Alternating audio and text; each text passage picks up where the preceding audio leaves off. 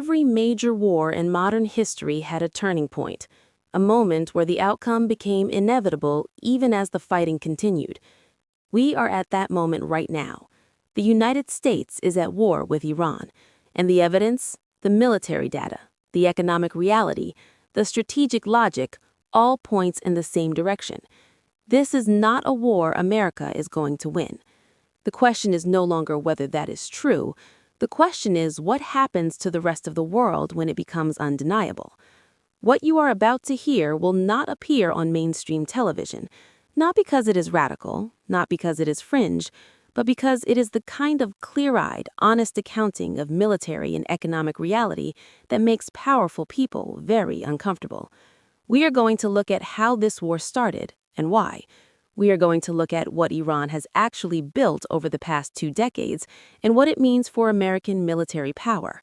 We are going to look at the specific vulnerabilities that nobody in Washington wants to discuss publicly. And we are going to look at what the end of this conflict means for the global order that has defined our world since the Cold War. This is not opinion. It is analysis grounded in military logistics, economic data, and the long arc of geopolitical history. Let's get into it. What is happening today did not begin last year. It did not begin with the current administration. This conflict is the product of a 30-year strategy, a deliberate, patient campaign to neutralize Iran as a regional power and establish permanent American and Israeli dominance over West Asia. That campaign has involved wars, assassinations, economic strangulation, and covert operations spanning multiple decades and multiple administrations. It has destabilized Libya, Sudan, Syria, Iraq, Gaza, and Palestine along the way, leaving a trail of shattered states and millions of displaced people as the collateral damage of a strategy that was never about democracy, never about human rights, and never about the people living in those countries. Iran has been the central target throughout. Everything else has been preparation, clearing the board, eliminating regional actors that might come to Iran's defense, drawing closer and closer to the main event.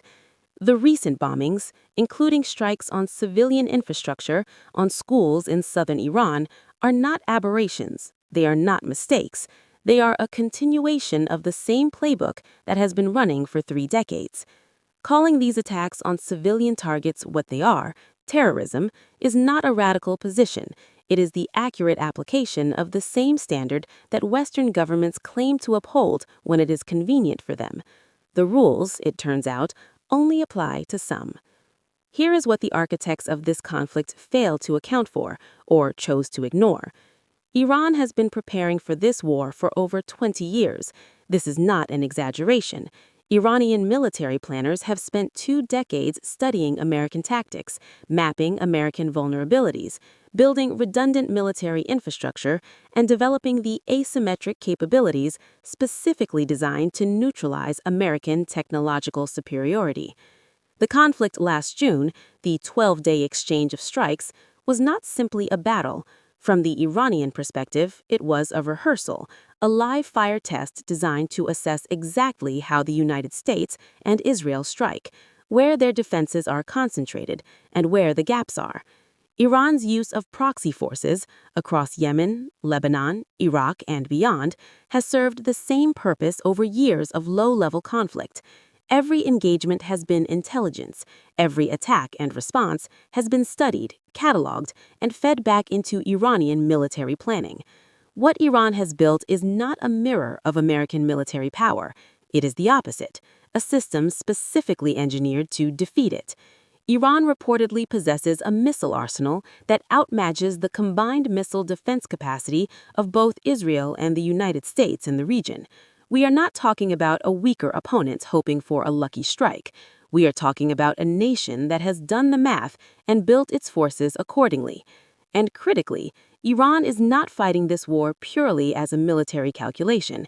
There is a dimension to Iranian resolve that Western strategic planners consistently fail to model correctly. When a country believes it is fighting for its survival, its culture, its sovereignty, its way of life, against an external aggressor, the mathematics of attrition change entirely. Hardship does not break that kind of resolve, it deepens it. History has proven this over and over again.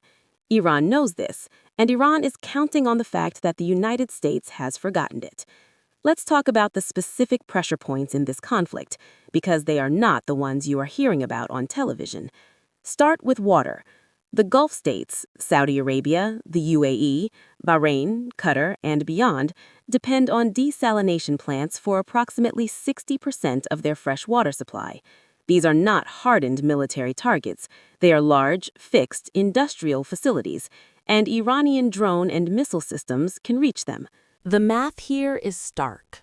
A sustained campaign targeting desalination infrastructure across the Gulf does not just cause economic disruption, it threatens millions of people with water shortages within weeks. It makes the political position of every Gulf government untenable, because no regime survives telling its population there is no water. This is not a theoretical threat. It is a deliberate element of Iranian strategic planning, and it is the kind of leverage that no aircraft carrier can neutralize. Now consider the economic dimension. The Gulf states are not merely American military allies, they are the engine of a specific financial arrangement that has sustained American economic dominance for decades. Petrodollars, the revenues from Gulf oil sales, flow back into the American economy in enormous quantities, currently concentrating heavily in AI infrastructure and data centers. Disrupt the Gulf, disrupt that capital flow, and you do not just damage a regional economy, you puncture what many serious economists describe as a structurally fragile American financial system that has been propped up by this arrangement for far longer than is sustainable. The connection between Iranian military strategy and American financial stability is real, direct, and almost entirely absent from public discussion. Here is a number that should be central to every conversation about this war, and almost never is. An Iranian attack drone costs approximately $50,000 to produce and deploy. An American interceptor missile to shoot it down costs tens of millions of dollars. Read that again. For every $50,000 Iranian drone that forces a multi-million-dollar American response, the cost equation moves decisively in Iran's favor. Launch enough drones, which Iran has the production capacity to do, and you do not need to defeat the American military in a conventional sense. You simply need to exhaust it financially. And that exhaustion is already happening. American interceptor missile stockpiles in the region are being depleted.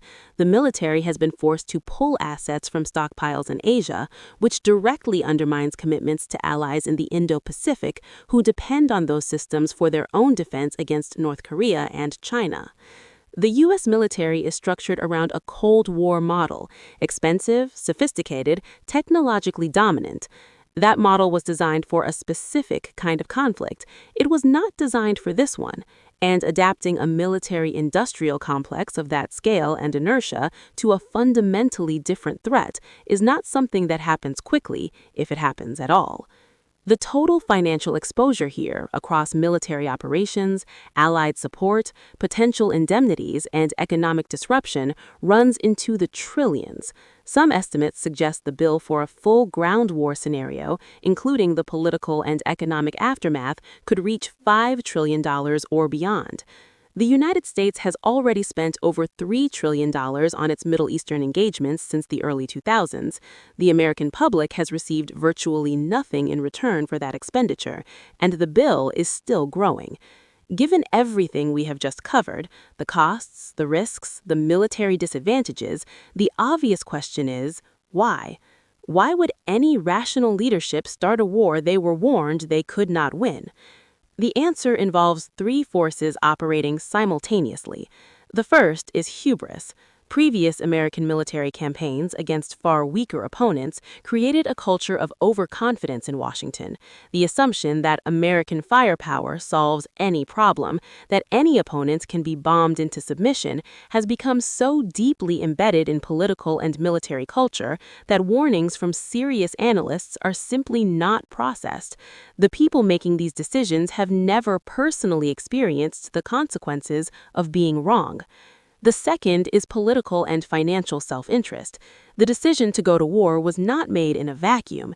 It was made in an environment saturated with financial relationships, political commitments, and personal obligations to external actors who have enormous stakes in regime change in Iran, and who have the leverage to make those preferences felt in Washington. Following the money in American foreign policy almost always leads to the same places. The third force is harder to discuss in mainstream settings, but it is present and serious analysts take it seriously. There are networks of influence within American and allied security establishments that operate according to ideological and quasi-religious frameworks about the role of this conflict in a larger historical script. Whether one finds that analysis credible or not, the behavioral patterns it predicts align with what we observe. These are not forces that respond to rational cost-benefit analysis, which is precisely what makes them dangerous. The United States is not fighting Iran alone, and Iran is not defending itself alone. Russia has provided Iran with advanced air defense systems. China is supplying intelligence, financial pathways, and material support. The entire architecture of Western sanctions, designed to isolate Iran and cut off its resources, is being systematically circumvented through a network of partnerships that Washington built the conditions for through decades of overreach. China's strategy here is deliberate and patient. Beijing has no interest in direct military confrontation with the United States. Not now, not now. What China is doing is far more effective, allowing the United States to exhaust itself.